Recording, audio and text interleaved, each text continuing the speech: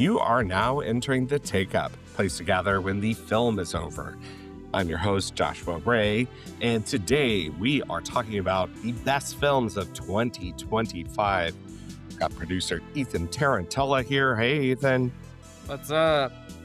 And we've got a few guests. We're going to be breaking down the best films of the year with a few of our friends.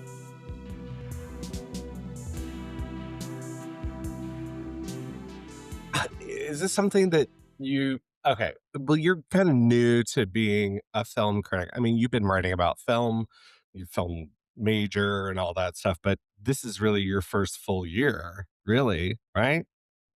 Yeah, like I'm working up to this scale. Like beforehand, I was just working at writing for the Webster Journal, but it's like they never had me do anything like top 10 lists or anything. But I have been doing like side rankings on Letterboxd, so that's basically just what I've been basing all this off of. You ever peek at your stats on Letterbox? I mean, I take a look from time to time, but it's like I don't really take it that seriously. I only look to see like how much time of my life is dedicated to the art of motion pictures, and I'm not going to say. I will say that I saw fewer than 200 new films last year. Hmm. So I feel like even though that seems like a lot, is a lot, and there's a lot more films that were released. When you sit down and make a list like this, you're like, time is time is a flat circle, time is a man-made construct. What does it matter? I really hate doing this end of the year stuff, but it is an interesting marker to see where the industry is as a whole, to see where your favorite filmmakers are, to see what new cinema has entered your vision. But we're going to save our personal top tens for the end of the episode. And instead, what we have is we've got a few guests who have joined me in recording some segments talking about just a handful of less than a handful, about three apiece, of their favorite films or underseen films. I'll kind of break down what their strategy was. So we've got Steven Tranacek, Taylor Blake. Those are new friends to the Take Up. Well, not new friends to the Take Up. They haven't been on the podcast before. And then a couple of returning guests, Elliot Collins and Pete Temerman. But first, I want to highlight Steven and his picks. That's Steven Tranacek. He is a filmmaker and animator. He's on Letterboxd at Film Analyst and Steven Tranacek on Instagram. But let's check in with him. But I think we should save the one that's your number one for last, because I think it might surprise more people. Maybe not if they've paid attention to either of us talking this year. Yeah. But Yeah, I kind of picked what I was going to talk about because I figured everybody would come on here and talk about one battle after another. Well, I think I'm going to lay down a flag and say no one battle after another talk, because it's definitely worthy of talking about, as we have done a full episode on it, and it comes up every now and then anyway, and it's taken over a lot of my mind and our personal conversations too. But everybody's going to be talking about that fucking banger masterpiece. Okay. What else though? So give me one of your picks. So I want to actually start with Kelly Reichardt's The Mastermind. Oh, you do? You do? Yes. I'm so Yes. happy to talk about that. Can you give us a short setup of what it is? So Gabby, I was reading Gabby Hoffman in my notes here, but okay. Kelly Reichardt's The Mastermind is about, which that's spoilers for what's good about this movie down the line. But Kelly Reichardt's The Mastermind is about a son. It's a guy. He's the son of a judge who feels very displaced politically and like emotionally in his times, and decides that he's going to steal a few paintings from a local art museum. And then the fallout of that is kind of what the rest of the movie is. But it reminds me a lot of her first feature, which I adore, called River of Grass, which is kind of about people who are living their everyday societal lives and they feel that kind of ache, that yearning to get past that life that they have. And she's a smart enough director to not have to explain what the issue is there. Yeah, it's just it's a lot. It's a great comedy about a real dumbass just trying to make He is not smart. I mean, make a statement. it is, you know, we live in this culture, and I don't mean to start a sentence by we live in a society, but I just did. But it's a culture of upstart. And it's one that Mhm. fosters that kind of person. And, you know, Reichert's been after this idea of the kind of impossibility of the American dream her entire career. And I think maybe where this one kind of people caught on it in its refinements, in that she's always a director whose style closely adheres to like verite filmmaking. I think that's really unfair. Or I we put a finer point on it, neo-realist.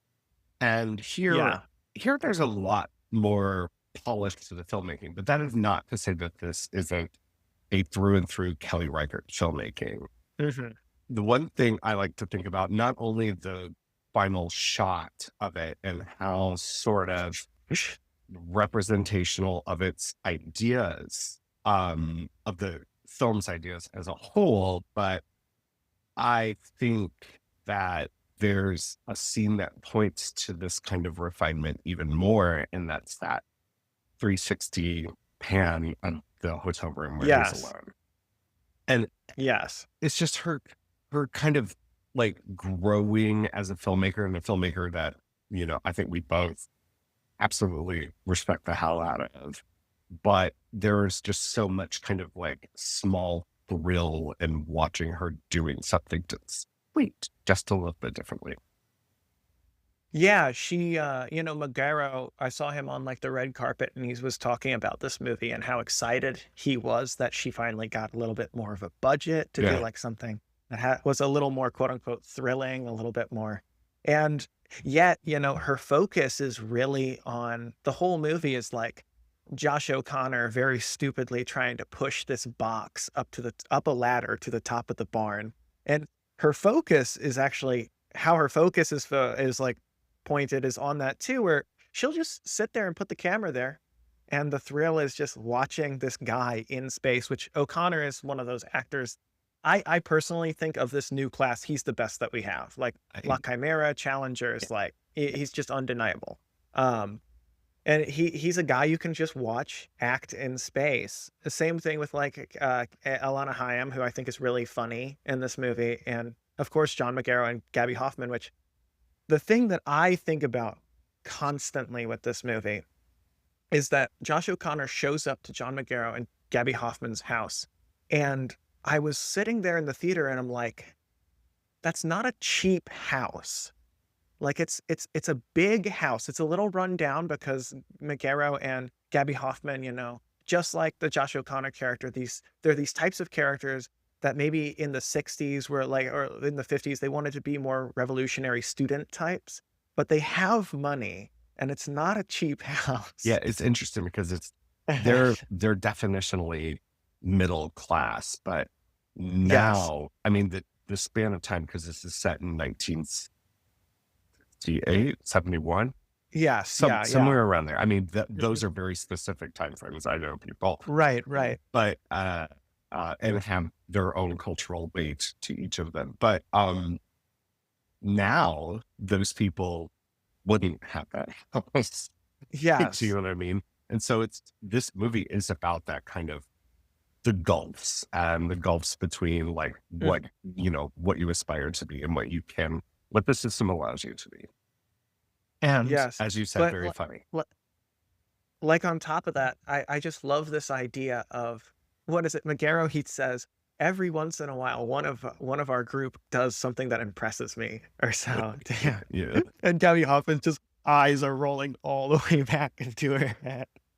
And just this idea of, like, "Oh, you actually went out and did it, man. You know, you robbed a place. You, like, did something like that." And people keep saying to me, like, they couldn't understand where the motivation of his character comes from. And I'm like, Magaro is just stating it right Yeah. there. You know, they're all idealists in some way. And they're just like, and this guy actually went and did it. Like, that's all it is. Yeah. It's it's so interesting.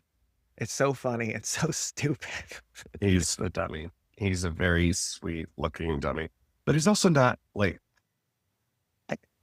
the title's very ironic. It's not said without Mhm. tongue in cheek, but it's he is actually very smart. And it's sort Mhm. of that he wants to explode, like, he can't help but self implode. And it just, I don't know, it reminded me so much of like my father. Mm. I'm like, I Well, I know mean, this person. I don't need to know the motivation. I know that person. I mean, there is, of course, like, if you do take some political context, which the movie does explicitly do, there is, like, the whole idea of just like, okay, the Vietnam War and any sort of like American interventionism is like so absurdly like insane to the Mhm. logical mind. We're like, why did we do this? Why are we doing the amount of violence that we're doing? That and why are we having this like upstart attitude and just continuing to just blow through things that you just can't, the mind just breaks at one point. Like that's what happens in River of Grass to the protagonist in that movie. And that movie much more explicitly states that, and that's exactly what happens in this movie too. Yeah, I think it's another Kelly Reichardt like masterpiece. I think it's just beautifully done. Should we talk about Yeah. another bad dad? Yes, we should. Yes, we should. So, I am gonna at this point just mention One Battle After Another one more time, which is just that I actually think Phoenician Scheme, which is my second pick, and One Battle After Another have a lot in I think common, that's something I haven't thought about and very correct. which is that they're both stories about fathers and daughters living in the in like in society who find some way to like find a middle ground within like the absurd and horrible like systems of very, very rich people doing messed up stuff. Which Because is, like they both cinematic end very fodder of the similarly. ages. Yes, yes. Well, Like okay, where so like this is Wes Anderson's latest, right? Mhm. Is this the movie you've seen the most this year? Oh, yeah, no, I've seen this movie probably about 6 times, and the reason why is that, 1, it's like 105 minutes long, Yeah, like, it's an hour and 40, like, it cooks, yeah. like and 2, I have really come around on, like, the past 4, like, Wes Anderson films, and once you realize that they start becoming about how much he's obscuring, like, the dark, horrible sadness of everything. Like, I adored Asteroid City, that was probably my favorite film of that year. Dispatch, I've seen quite a bit, but Phoenician Scheme is a little more explicit about what he's hiding with the actual, like, candied look of his movies, Mhm. where he's hiding how awful these, like, very rich capitalists are. 'Cause, he made the protagonist now explicitly the very rich capitalist, and he makes, like, the whole structure of the thing around that capitalist dying and going to heaven multiple times Yeah. and realizing, "Oh, wait a second. I'm a bad person. I need to, like, turn my shit around here." It's a picaresque adventure film, but Mhm. is also sort of structured like A Christmas Carol. Now, Yes. people are constantly reminding him of his past, his present, Yes. and how awful he is as a person. But I think that's such a great idea about Anderson becoming a smarter and at least a more interesting filmmaker as time goes on. Mhm. And that his aesthetic is actually, it's becoming more perfected. And I think a lot of people are stuck on that. But what they should realize is that I agree. the aesthetic is telling the story too. And the aesthetic Yes, yeah. is actually like almost like a Brechtian distancing technique at this point. So we are talking about like the subversiveness of his aesthetic. I think that's what I'm thrilling on more than anything in his films. And I agree, like the past four of them have been among my favorites, but I think it's just like a monumental streak for a filmmaker and one that's clearly, people are always going to talk about the latest Wes Anderson to a degree, but I don't know that we'll ever get to the point back where Grand Budapest Hotel is like one of the top Oscar winners of the year, one of the most Right, right. critically acclaimed. And that's one that Well, I, he's a guy yeah, who should be nominated for production design every single year. I know I've heard this on a few podcasts where it's like he's a guy who should be nominated for production design, should be nominated for like writing and editing every single year, but they never. He's so good at hiding the brush strokes, yeah, and people like have such a conceptualization, and yet he's still like the thing about Anderson is that he'll put like 5 or 6 good setups in a single shot because yeah, he can do it. right. And then he'll pay them all off like a slot machine in the last act of his movies. Like people just don't think about like there's so many setups and payoffs going on. It's so satisfying. And yet he never like his like actual like storytelling conceptualization gets more interesting over time. Like the climax of the Phoenician scheme is very strange, but it's like one of the most deeply emotional, like that's the reason why I keep watching it, where it's just like you get to the part with the pyramid at the end and the explosion, and you're just like, oh, you have deepened. This is not just like the Whitman brothers dropping their baggage and jumping onto the train at the end of the Darjeeling Limited, which don't get me wrong, I like that. That absolutely He's like, works.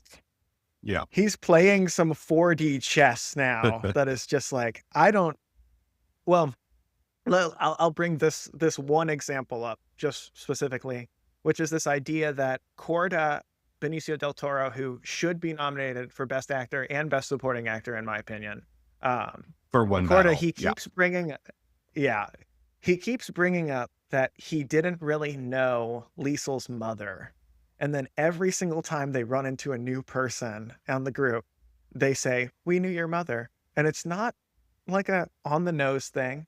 Oftentimes it's very tender, where it's just a very aside, where like Matthew Almaric will be like, "I knew your mother," and there's like a nice tenderness to him. Or Tom Hanks is like, "We knew your mother," and there's a very nice tenderness to it. And clearly Corda's just like, "I didn't really know this woman. Don't worry about it. I'm gonna just block that away from myself because I have to do that within this business sense." And that's what the movie's doing too. Yeah. And it's just continually funny. Like it's just so funny and It so is, yeah, interesting. that's the other thing is not only is it like the visual splendor of it, the visual like magicianship of it, or magic is magicianship. You know what I'm talking about. Well, But also like that's another editing thing where it's just like it's what they're unbelievable some of doing. the stuff The that he's timing doing. is crazy. But it Yeah. is always at service of the humanity of it all. Hmm. And I think in this one even more so. All right. So we're saving your last pick for now. Hmm. So let's get into it. This movie came out Yes. early in the year and I think has spent a lot of Early, time in yeah. our minds, but in yours, I think as of right now is your favorite film of the year. Still my number one, yes. And it's admittedly, if we're gonna talk about a significant theme of the films this year, like admittedly, it makes sense that we would be continuing to make movies about how we all have some sort of victory within the compromise of how terrible the world is right Yeah.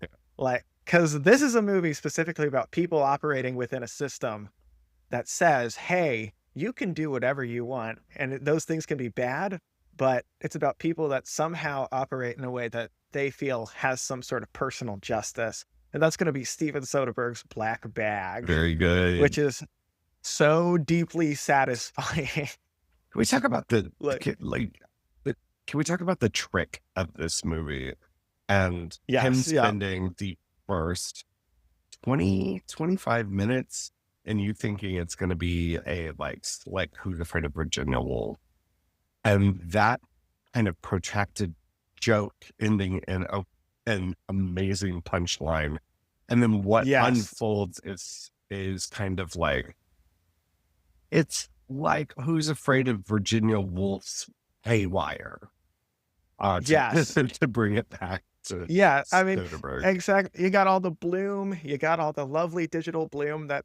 Peter Andrews, quote unquote, brings Right. to his movies. You have, but if anything, what really like thrilled me about the film is that it felt like a spy sexualized in a videotape. Yes, The yes. climax of this movie and how it uses perspective and how he cuts out of the climax of the movie is sexualized in a videotape. And I'm like, my lord, you went right back Do to it the right back best to it. movie ever made, dude. Yeah. Like, that's awesome. It's so exciting too. I mean, that film is so much about people, sexualizing videotape, Mhm. people sort of abusing each other for their own gains or exploring other people in order to explore themselves. Mhm. And that's so interesting to overlay a spy narrative. It's about a couple who are in MI5, Like 6. What MI5, we yeah. Americans do not know the difference and we do not care, but they're up to Yeah. hot spy shit. Yes. But the male half, who played by Michael Fassbender, believes that the female half of the couple, played by Kate Blanchett, is a double agent. Mhm. And so that's a great setup. That's Mr. and Mrs. Smith. It's been done Mhm. before, but the way he complicates it with other couples and the kind of parallels Yes. and complete comparisons between those couples, Mhm. and of course, like, it's all so, like, brothily fun at the same time. Yes. Well, it's primarily, I think, the dramatic hook of the movie really comes from the title is Black Bag, which is that this couple, they both exist in this, spy agency, and if one of them asks the other a question that that other person cannot answer, they simply say black bag, and that's the end of it. Which creates this idea where all of these couples around them are just cheating on each other because they can just lie about things. Right. And there's one character that gets so mad at them where she's like, "How could you just continue to function well in your relationship if all of us can't just like deal with this? We all have it's so easy to lie."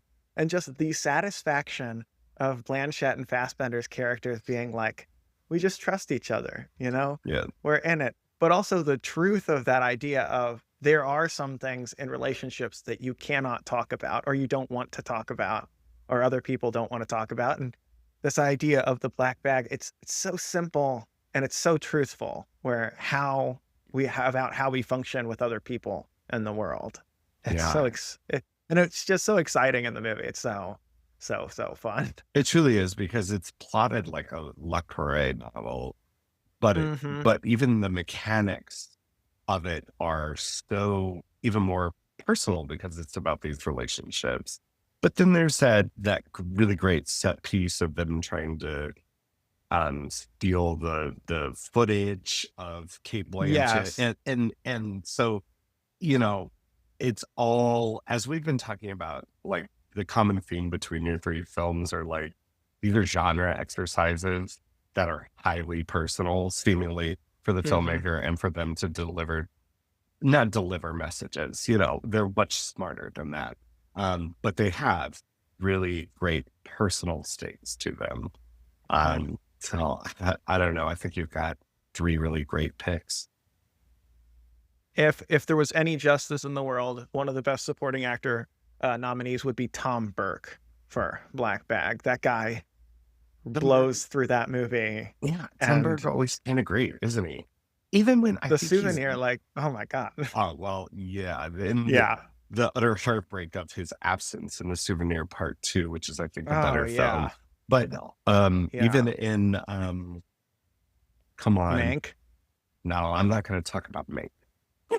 He's good in Mank. He's not bad in Mank. The fucking Mad Max. Oh my God. Oh, Furiosa. okay. Well, I love Me Furiosa, and too. I think he's great in Furiosa.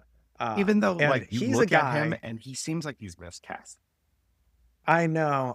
And even in this movie, there's like part of him that seems miscast, but he shows up immediately to the bar at the beginning of the movie with a sort of bravado that I'm like, you are hitting the exact right note here. Like, He's very good. he's Very so good good. in this movie.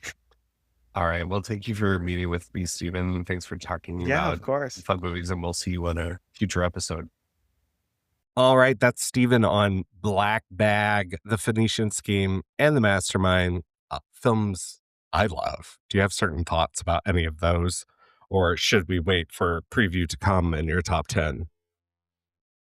Uh, I will give a shout out to yay, somebody mentioned The Mastermind because that was something I've been really wanting to watch this year, but I never had the time to, despite the fact that I love Kelly Reichardt. We also love Kelly Reichert. Shout out to our 2 episode diatribe on Kelly Reichert in her Certain Women film. Okay. Well, speaking of a certain woman, let's talk to Taylor Blake. She's my cohort at KMOV and also a writer at zfilm.org. T Blake 24 on Letterboxd, everywhere online, and see what she's got to say about 2025. So Taylor's my partner at KMOV, and Elliot's on KMOV too. He's on Great Day. Yeah, he does morning Um, segments, I think. yeah, he's usually on with Kent, Okay. which love Kent, but I'm afraid to do live with Kent because you never know what he's going to come up with. Oh, Um, okay. I've never done a segment with him. He's only ever done the weather around me. yeah, he's just a barrel of laughs. I don't mean that sarcastically. He is actually very funny. When we go offline, I'll tell you about a really terrible, inappropriate read he gave me that made me laugh for several days. Okay. Um, I'm gonna do my top 10 on Friday though. Anyway, um, so you've got 3 picks that Okay. you're bringing to us, but you had a strategy with your picks. Yes. My thought was let's highlight some movies that are not getting a lot of love that I thought were worth remembering from this year. So there are a lot of movies. You're going to see One Battle After Another. You're going to see Sinners. You're going to see a lot of those movies on zillions of best of lists. Yeah. But there were more movies than those this year. And I just wanted to share a little love around. Okay. Very good. I have to say, did name my number 1 film of the year in there. I want Oh, to see. wow. Is Uh, it Ephus? no, no, no. Not pin that. Not with the Oh, picks. But let's start. How about we start with Ephus? yes. I thought you were saying I happen to just pick your number 1 film of the year. Got it. I see what you're saying. Yes. Well, Ephus is a movie that I think really flew under the radar for a lot of people. I think I did see it in a New York Times top 10, so it's getting some love out there. But I am a person who loves a baseball movie. Mhm. And this is a first time feature set in the 1980s about a group of adult men in an adult baseball league playing the last day before the field is torn down to build a new part of an elementary school. And it's so simple. It's really just watching them play this last game and watching them eke out every possible play they can, finding creative ways to keep the game going after dark. And I spent this whole movie thinking about how I'm gonna die someday. Um, um, so I definitely this movie really into me in a really special way there. So That's somehow so fair. in the St. Louis Film Critics Group, it somehow got nominated for Best Comedy. It's I did not funny. nominate it for Best Comedy. I spent the whole movie thinking about how everything ends, and it's so sad. But it was wonderful. I highly recommend it. But apparently, it's also. That's I a mean, there Rorsch are moments of humor, it's a but yeah. Rorschach test. Ultimately, it is a film that is about the Twilight, right? And like Yes. the impossibility of reckoning with that. And especially like the masculine ideals behind that and the way that, our society kind of sets us up to want to keep a legacy and like Mm. your entire weight on a legacy. But what happens when you're an ordinary person? When, a generation later, you will be ultimately forgotten. These are things that I Yes. thought about during EFIS too, a movie that I really like. But Taylor, it is also pretty funny. It is funny, yes. I will just wanna, like, set the level that I also cried in this film, and it's about just grown men playing baseball in a random field. And a lot Now of them are granted non-professional actors too. yeah. Also, just so you know, Field of Dreams makes me cry every single time, and I do actually feel like these make a great double feature of to your idea of legacy and being forgotten, and I mean, you can almost see Shoeless Joe Jackson just coming out and wanting to play with these guys because he just wants to play one more time. Yeah, and there is a quality to it that it does verge into a kind of magical realist, not so much as like the ghost of your dad coming out of a field, but Yeah, the for sure. very that it stretches into the literal like twilight hours, and it becomes the director is a film critic, so there on one hand, you might think of this as like a very loose, like air to mumblecore, but that's giving a lot of credit to the very careful way that he's constructing it in its looseness. So it has a very unique feeling to it. And I agree. I did think about the ultimate end during it. Yeah. Yes, it's not all death and dying, obviously. It's just a baseball game. So don't go in expecting to be devastated. Just know that that's like the undercurrent, that one day the children of the future will replace us and everything we love will be razed to the ground. You're Just right. something to keep in mind. Honestly, 2025 vibes. Yes. Ultimately, yeah. Well, and tell me what you think about this as a fella. But it feels like a good example of that what men tell me they do about how we can't talk about our feelings, so we're just gonna find an activity together. Oh, And well, I'm a gay fella, so I'm always talking about my feelings. I'm only talking about my feelings, but in my experience, absolutely. The boys don't love talking. yes, and when the movie Friendship came out earlier this year, I Mm, was going in hoping that I would get some insight into why that is because as a lady, we talk about our feelings all the time. yeah. That's all we talk about. I will say I did not feel like I left with any more insight, but I did laugh a lot at the subway scene. You know the movie, I watched for the first time because I'm like, "Why have I never seen this?" Bull Durham the other day. Oh, yeah, mhm. Oh my god. Bull talk about, like, life or death. That one's all about just, like, fucking and baseball, which is quite a surprise to me when I watched it. I will say Bull Durham is not my favorite of the Kevin Costner baseball. I mean, I've already told you I love Field of Dreams, but Yeah. to your point, I the Susan Sarandon relationship, it just, like I'm not super invested in it. I was like, "I want more baseball in this movie." But that movie, to compare it to Ephus, where Ephus is the name of a kind of play in baseball. Mhm. I don't Yes, know a much about type of pitch.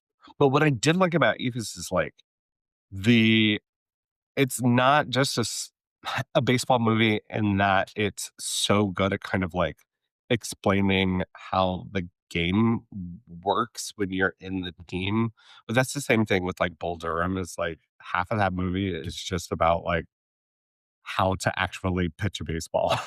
So, I did like that. Mhm. Um, alright, let's go on. I want you to save the more controversial one for last. Alright, Okay, we'll you end know on the controversy. okay, okay.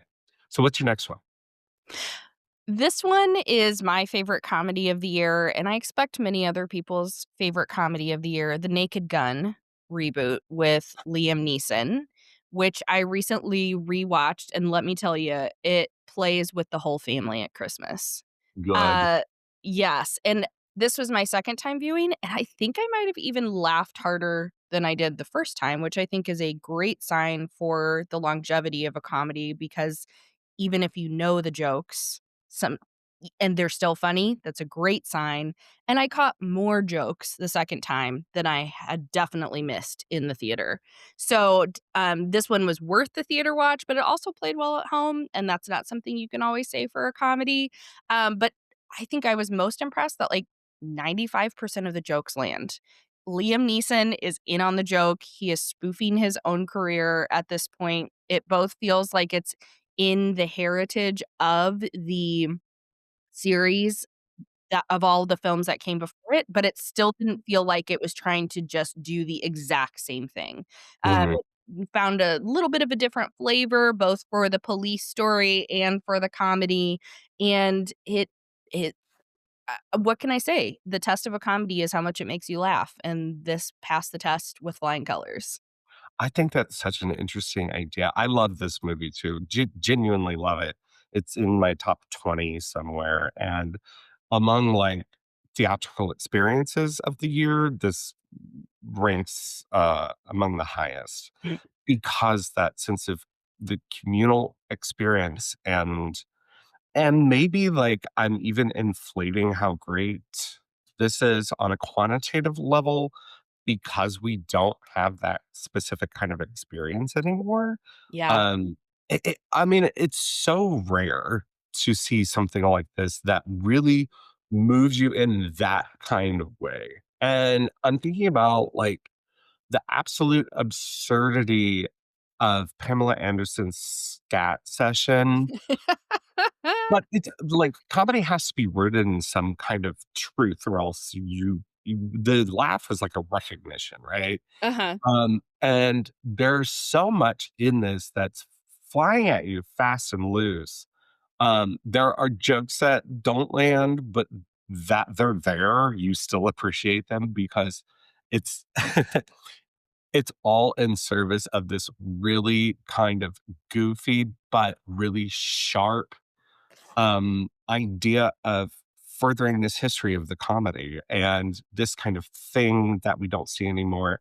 And how do you do it for an audience that hasn't even seen this kind of movie? Like there are people who are younger than us that have no experience with this kind of film. Mm, And which is and so this sad. isn't that kind of sad, but I think it's yeah, I agree with you. I think it's just so expertly done that it's hard to it's hard not to love.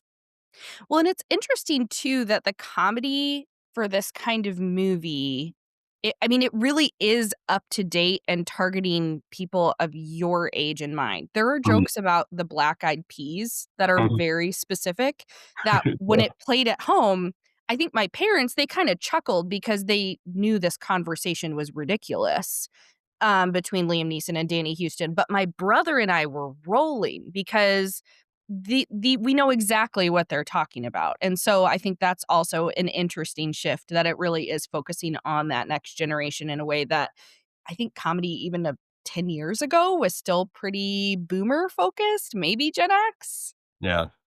But the I found the linkage between the Zuckers, spoof comedy, their absurdism to the brain rot of Gen Z. Like, I see the linkage of just finding the absolute, like, Dada-esque or maybe even closer to surrealist humor that you're escaping irony, the kind of irony that we're used to when we grew up, the Seinfeld of it all, and moving closer into just like full body condom jokes of days yore.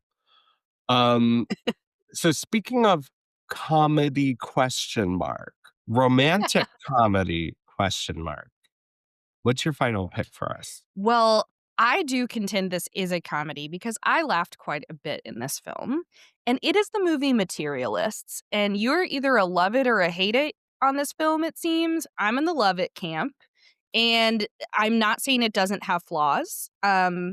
I do think that we can discuss that more if you would like. But to me, I love a smart romantic comedy about money And this movie fits very much in the tradition of a Jane Austen class comedy. And every time she met with one of those clients and they listed their absolutely ridiculous list of what they wanted in a partner as she's trying to be a matchmaker, I was both laughing and I was also going, oh, shoot, we all do this on the Mhm. apps, meeting people.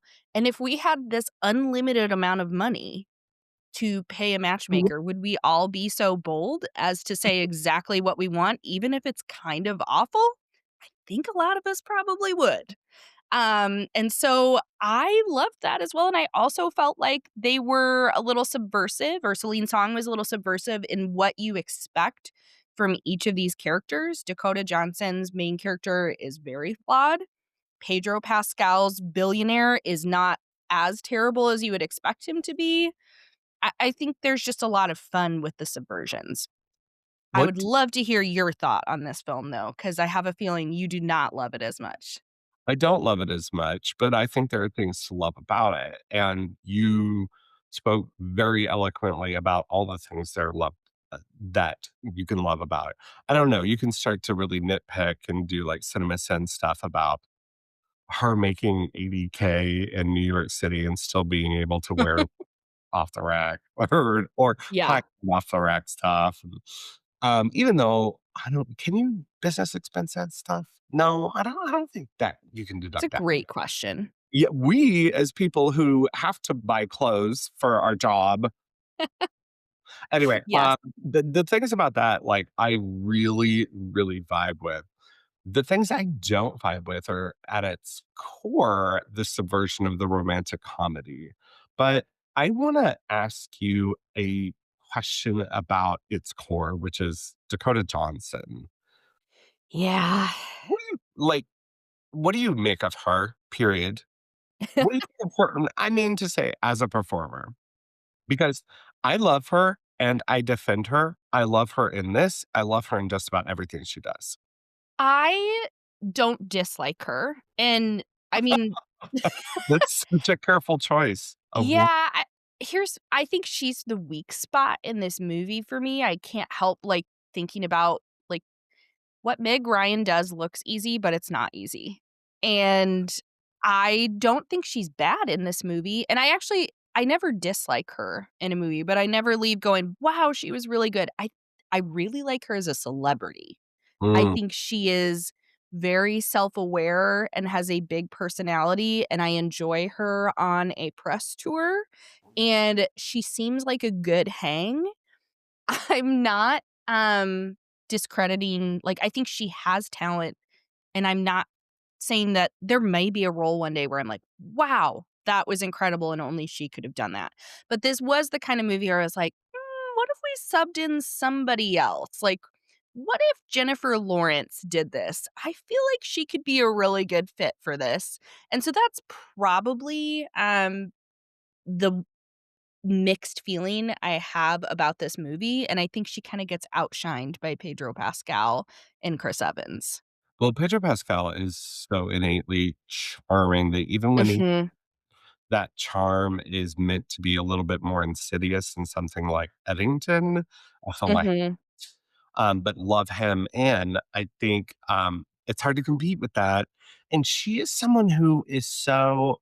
Our previous episode was on Luca Guadagnino's Suspiria, and I think Luca knows how to use her, and that she's always sort of flirting, and there's something about that kind of suggestive way that she delivers dialogue, the kind of knowingness, the knowing twinkle in her eyes mhm. that could subvert the romantic comedy, but I don't think it does in this one. And I think you're right that that might be the weakest link here. However, fuck it. I want to see her all the time. I don't know. There's something about her and about that kind of very specific quality that I like to see on screen. Of course, the camera just loves her. Well, and I also do like the symmetry, if that's the right word. It feels very working girl inspired, and her Uh, mom is Melanie Griffith. yeah. So I do think there's a nice spiritual connection there, even though it's never verbalized, but you don't have to because it's her daughter. Right. Yes. You're so right. Like that very like kind of horny all the time, kind of like raring to go all the time, seemingly, but like a fallible human being like that. Yes. Yes. It's all Yes, and I loved her fallibility. I love Mm. that she's openly materialistic and she knows it's a terrible aspect, but she's like, I can't change this about myself. I have a bigger bone to pick with this movie. That Tell me. woman isn't gonna look like that ordering a Diet Coke and a beer all the time, like, together. Not a Diet Coke, a regular Coke. It's a regular Coke. She's gonna be bloated, girl, you're not gonna be able to fit in that. I I just thought it was a weird combination. Does not sound good to me. Sounds gr Um, yeah. I think it's a sweet introduction as a way of Chris Evans showing how well he knows her. So But cute. yeah, agree. Does not sound good to me at all. Well, Taylor, thank you for coming on and giving us some really good picks, some really fun things to talk about. My pleasure. Thanks for having me. Alright, Taylor coming in hot with some underseen things. Or at least things that she wants people to think about when they think about the year 2025. Materialists, The Naked Gun, and EFIS. Well, let's see. Elliot also kind of went with the same strategy. We'll see exactly what he's got for 2025. Elliot was on an episode before that was the Into the Spider Verse that we did for Black filmmakers, and can't wait to have him back on. But you can find him online at Movie Files, the Movie Files YouTube channel. But here's his ideas about 2025. Very cool. Well, thanks for joining me again. We did an episode with you, Into the Spider-Verse. That's Yeah, when been was that last? Wait, when it last came year, out? the year Or before was that. No, no, it was around the time the second one was coming out. So oh that had to wow. be 2 years ago. Yeah, 23. Yeah. My God. Do you Jeez. think that third one's ever gonna show? I They mean, have to. at this rate, I mean, Haley's married and with a child, and I I mean, don't know what they're doing. It's not stopping her from blowing up the world elsewhere. Yeah, yeah. Well, what do you think about the year in movies just in general? So it's funny. I'm actually still in the middle of like doing my little top tens list, and I wouldn't say I'm struggling. I feel confident about my top three. But from 4 to 10, and then even my honorable mentions, I'm like, oh, I can actually pluck that film and put it here, and this, that, and the Yeah. other. So I wouldn't say it's the strongest year, but they're the ones I'm passionate about. I really, really enjoy, and there's some hidden gems too that I really enjoyed as well. But I would say a really good year. The ones that hit Yeah. really hit for me, and then there was a lot that was like, those were fine, well made, well produced films, but they didn't really necessarily move the needle for me. But there were some that I thoroughly enjoyed, Did for sure. I've been thinking about what a B plus year it's been. Like, Yeah, yeah, it's like a that's right. 4 out of 5 year. Mm-hmm. And Mm-hmm. let me ask you, like, this is so critic to critic. How do you build your top 10? Do you wait and then look at everything you've watched, or do you do it gradually over the year? So I normally there's 1 or 2 movies a year that I just know, like, oh yeah, that's Yeah. top 2, top 3 category for me. And then as we get towards that back half of the year for voting and catching up on some of the screeners, then I'm like, try to make time, carve things out, and then I try to like curate my list once we get to like November, December. But prior to that, I just like I said, if there's like 1 or 2 films that I'm confident with, I keep those in its own little category. But I normally wait to this time of the year to kind of really verify and comb over all the stuff. So I don't normally seek out, like I don't go into movies like, oh, I'm hoping this makes my list. Sure. But I am very pleasantly surprised when I do walk out of a film that, blows me away. So to answer your question, I normally wait till the end of the year to kind of really sit down and think about earlier in the year. Sometimes I rewatch, like I just rewatched some of my top movies of the year just to make sure that it still, works for me. And a lot of them still do. Some of them have changed a little bit, but yeah, I normally wait till this end of the year to really sit down and think it all over. Well, let's get to one of the ones that did really work for you. So Yeah. which one should we start with? And I don't know what they are, so, Yeah, yeah, yeah. surprise me. So I'm gonna again. I have my like top three that I'll, I think a lot of people probably bring them up. So I'm gonna go with some hidden gems that will be making my list. Starting off with the film that came out earlier this year, directed by Nick Rowland, by the name of She Rides Shotgun. Have you seen that? This is n no, I have not seen this and unexpected, so tell me about She Rides Shotgun. So this stars Taron Egerton, who I have been a fan of since, man, I think he first hit the scene with Kingsman, and then obviously he's gone on to do big things like many obviously sequels to Kingsman and what have you. But Elton John movie, really put him on the Yeah. map as well. But this is a crime drama about a strange a father and his daughter who hasn't really been in his life until up until a certain point, and it basically follows him protecting his daughter because he's gotten himself in some, let's say, illegal activities, and they're basically on the run for the people that are looking for him. And it sounds. And to be fair, it's not breaking new ground per se. But what I loved about this film is it's one of those. It gets better as it goes along, and when you come across the climax of the film, everything just kind of comes together. The relationship between the father and his daughter, the young lady whose name is not coming to me right now, but she was phenomenal. One of the best like kid actors I've seen this year, who just delivers a heartbreaking performance.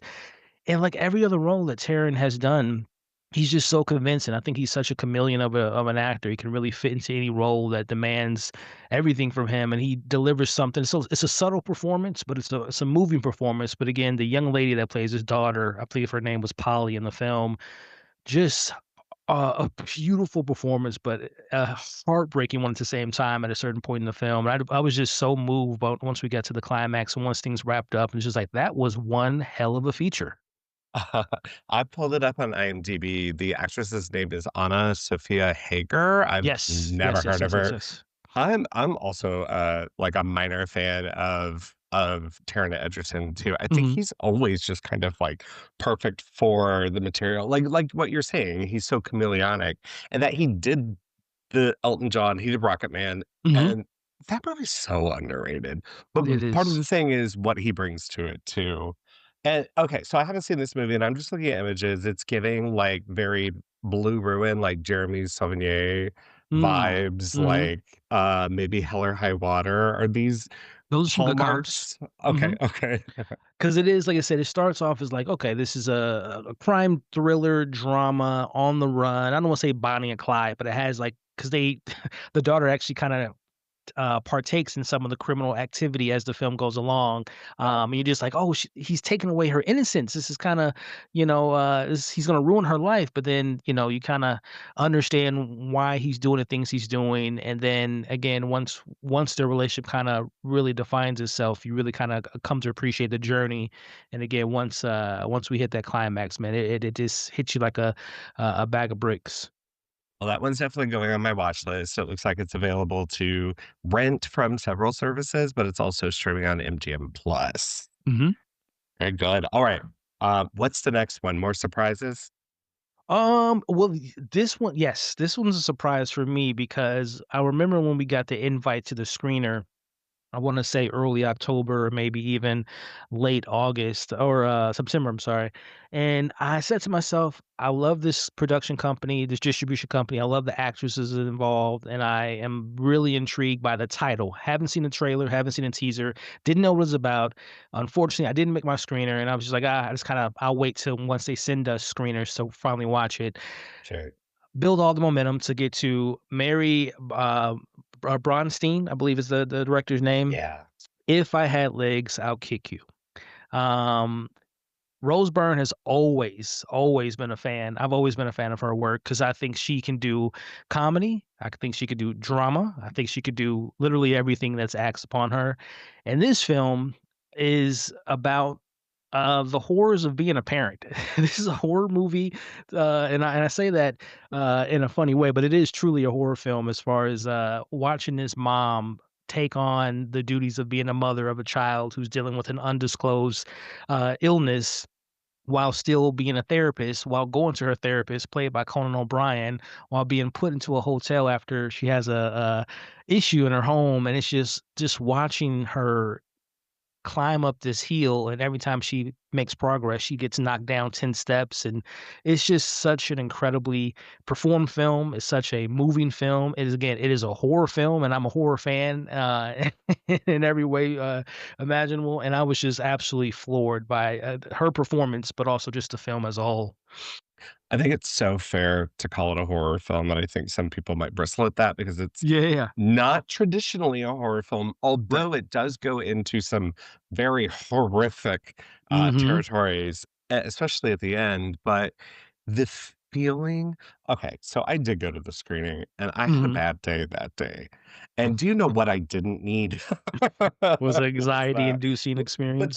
that's to talk to the skill of the filmmaking here and Byrne's performance at the center of it. Like, she is centered in this film so much. So much of the Mhm. film is tight on her face and the way she's able to twist it and on anguish Yep. and just and still toe this line between being such a sharp observer of human behavior that always makes her very funny, Yep. but also the utter just horror of fucking existing. Like, that's what I when I watch this, I'm like, it's the horrors of being a parent, but it's also the horrors of just the bureaucratic mess we're in. Mhm. And I think often about the scene with the hamster and just how much life feels like that. And, for movies to be good or true, it doesn't need to reflect my experience, but Mhm. this is one that, it gets the idea of stress more Mhm. than anything else. I think Mhm. my very glib one-line, letterbox review was "Uncut Moms." That's true, man. I mean, it is, there's a line in this film too about like parenthood and how some people aren't necessarily meant to be parents. They just kind of find themselves in a situation and try to, improvise as they go. And, she's trying her best to be the best mom she could be, as well as being the best wife she could be with her husband, that's traveling for 8 weeks or whatever.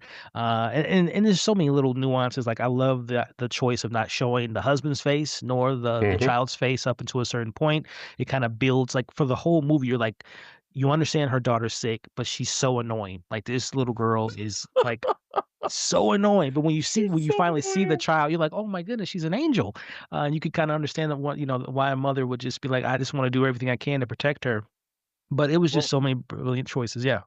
yeah, that choice itself is so smart because it says so much about this character and Hmm. their experience because it's not kind to her either because Right. she's not like necessarily a great person.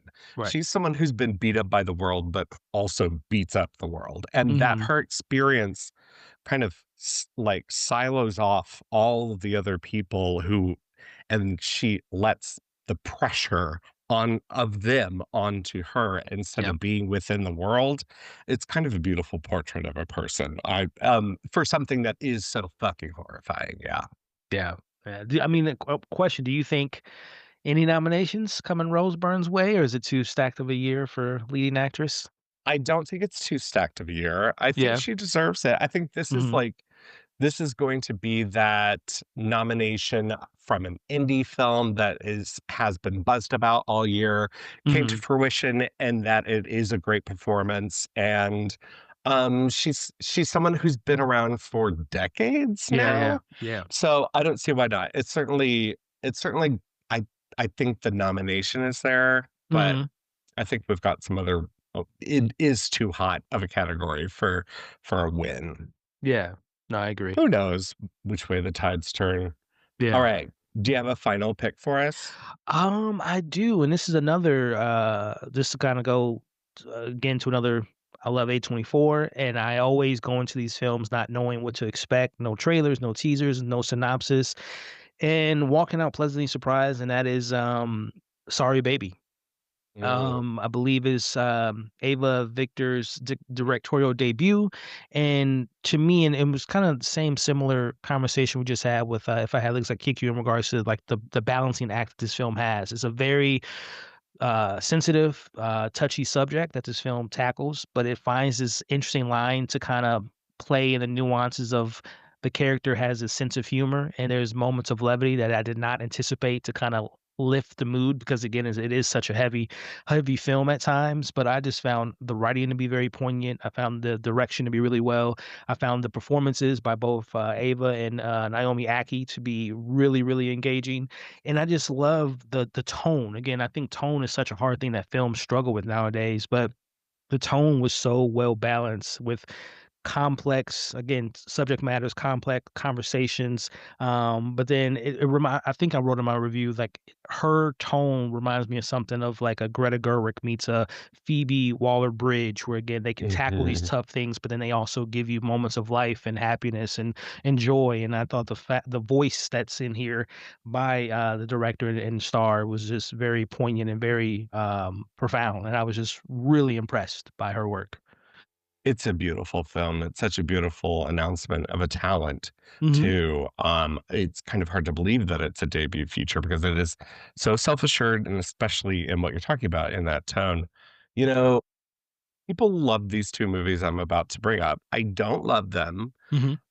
One of the reasons I don't love these 2 movies is I feel that their view of the world is so myopic to their narrative and their chosen themes that they feel so stifled and stifling, that sentimental value in Hamnet. Mm. And this is a film that understands that life is not so cut and dry. Life is not one thing. Even though you can find yourself in trauma, that there are so many different ways of processing that, Yeah. and that life does go on no matter what happens. And so I think that's such a beautiful way of doing it in this film. And I think, not to, to say this is great and denigrate a couple of other movies that people really love. And I understand why they love those movies, but I just find this one so much more self-assured and kind of just it's just really beautifully done to live with this person and go through their struggles with them, and the narrative conceit of it is so good too, in that it's told in chapters. And Mhm. yeah, Mhm. there's just so much to love about this movie. I was afraid to watch it for a while, and I'll Like I told you, I didn't even know what it was about at all, and that's, yeah. something I've been doing the last few years is kinda go into these movies, of course, I know who might be starring in it, directing it, but I like to stay away from, again, reading the synopsis and teasers and trailers and just try to, allow the film to not only me discovering it, but also allowing the film to just kinda take me on the journey, so yeah. All right. Well, it has been a journey. 2025, we did another movie year in the Yeah, books. Thanks again for joining. I hope you'll come on a future episode and you'll have a whole pick, and we'll have a lot of time to talk about some other things too. Thanks for definitely. doing this with me. Thank you for inviting me. All right. There's Elliot on She Rides Shotgun. If I had legs, I'd kick you. And sorry, baby. We have really interesting 3 to call out. And Elliot's also posted his top 10 on his Instagram and YouTube, so you can go on there. And our final friend of the program, that's Pete Timmerman. Pete's been on twice, Dancer in the Dark and Gummo. So let's see if he can come up with some controversial picks for 2025. Pete is the director of the Webster University Film Series. You can find them online at webster.edu to see the lineup and tickets, and, well, not tickets.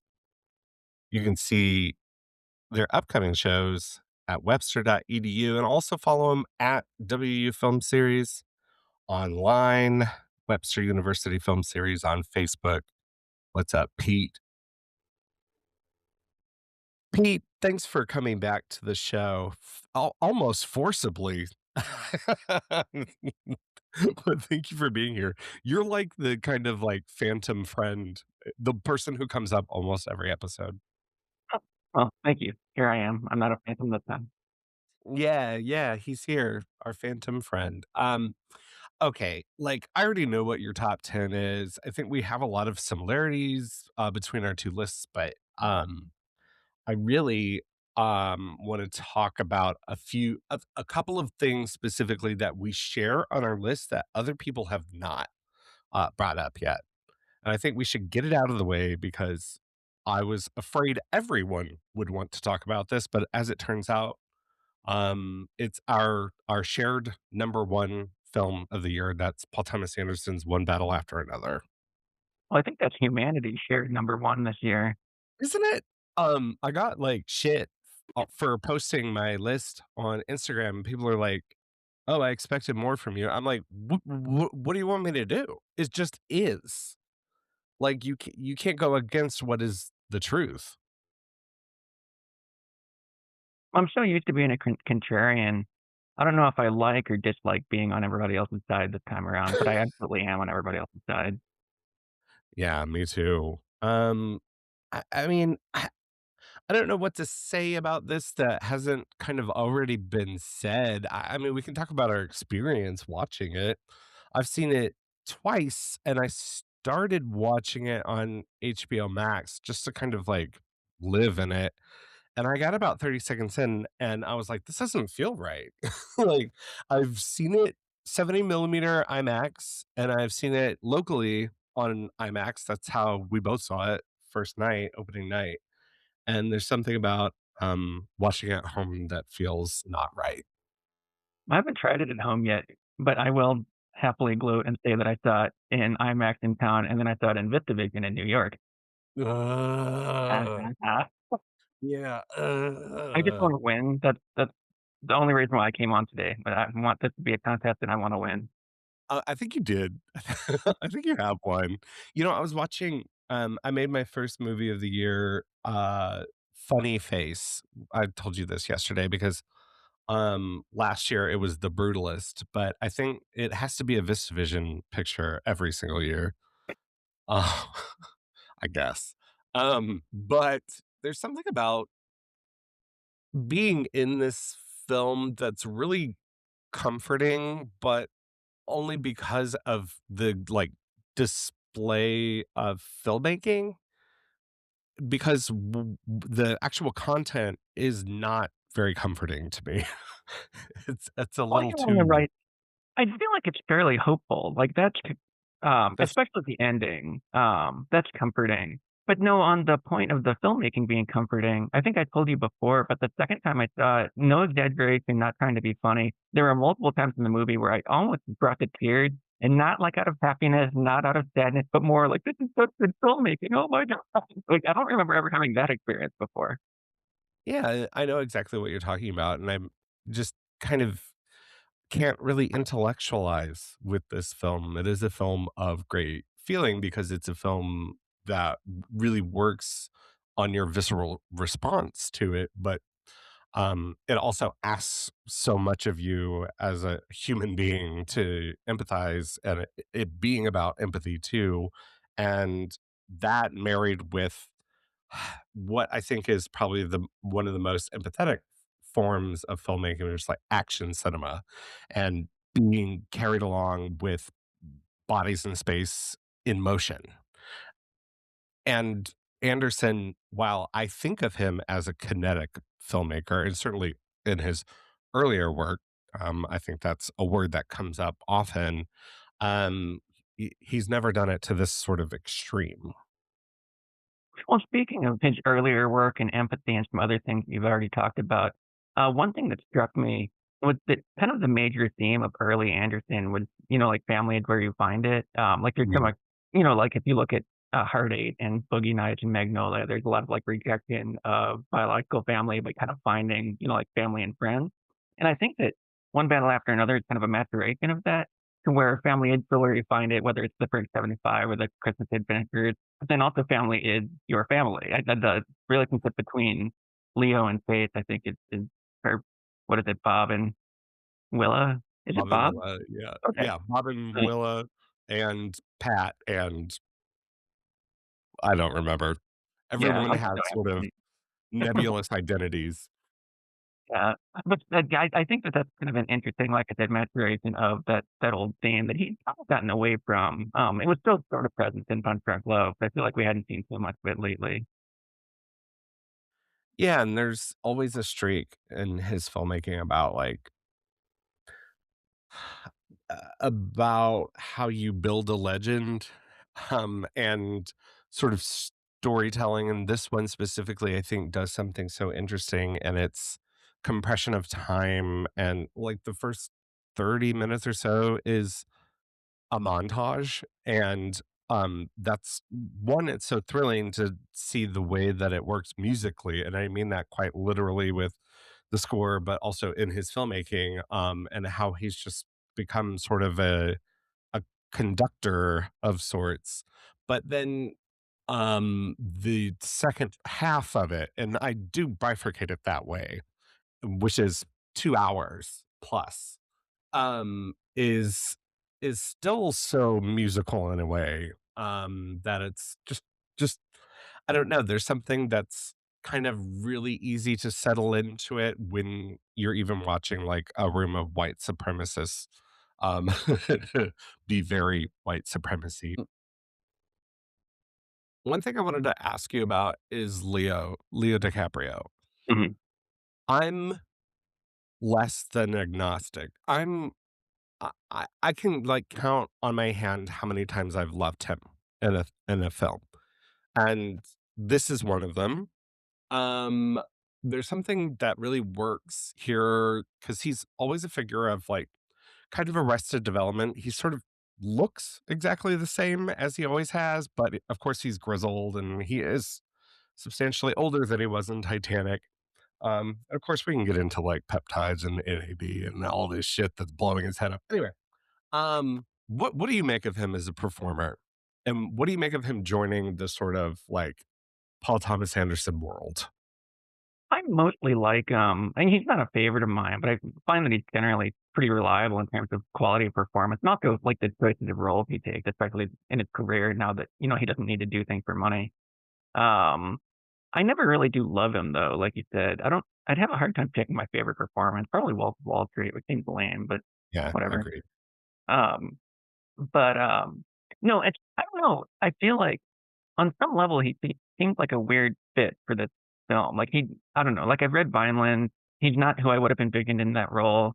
He seems sort of a weird fit for a Paul Thomas Anderson movie, but he makes it work. Like at no point, it's such a movie of great performances, and I do think that his performance is great. I mean, he's overshadowed by most of the others, I think. So like he doesn't ham it up. He doesn't try to, steal scenes. He does what he needs to do and gets out of the way for, like the showy or like Lockjaw type of roles or Benicio or,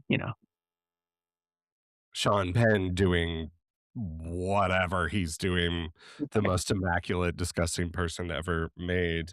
I think to your point though, he's perfect for the film because Bob is a center that is sort of without agency, especially by the point we meet him halfway through the film, he's out of his revolutionary acts. He's tenuously connected. He can't even remember how the fuck to get a hold of these people. All he does is, smoke and watch Battle of Algiers and talk in unison with it, which is a very cute joke, I think.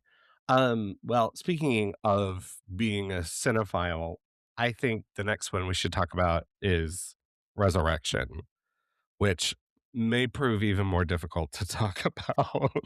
So, this episode is dropping the weekend before. You have a final 4 shows of it?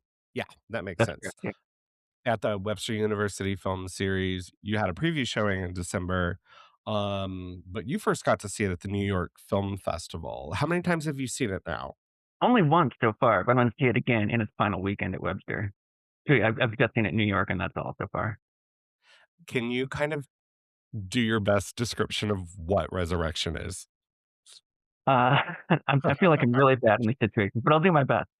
So it is Begon's new film. Begon is a 36-year-old Chinese wunderkind who seems to be able to do anything, and he seems very determined to show everybody how much he can do everything. So he's the guy. He made Kylie Blue's Birth, which features just a stunning like 45-minute unbroken take, and then his follow up was Long Day Journey Tonight, which is one of the great films of this millennium. Which I think was on both mine and yours and Andrew's list of the top 10 films of the 2010s when you guys did that list. Yeah, it was our Um, favorite film of that year too. yeah, It's the film that I have called my religion. Right. Yeah. So this is that guy's third film. So expectations are really high. There's I feel like it's about the most obvious thing in the world that I would love this film because I haven't been this excited about a filmmaker that's this young since I pitched upon Weird Ethical. Like it's been, 20 or so years before I've been this level excited about this young a filmmaker. But then also Sarah Sufi, who's one of my favorite actresses. So on some level, it's just, like you almost can't trust me. Like, of course, I'm gonna love this movie, but I do really love this movie. But to try to answer your question about like what it is, what it's about, it takes place in a world where humanity has given up the ability to dream, to trade for immortality. So you live forever, but you can't dream anymore.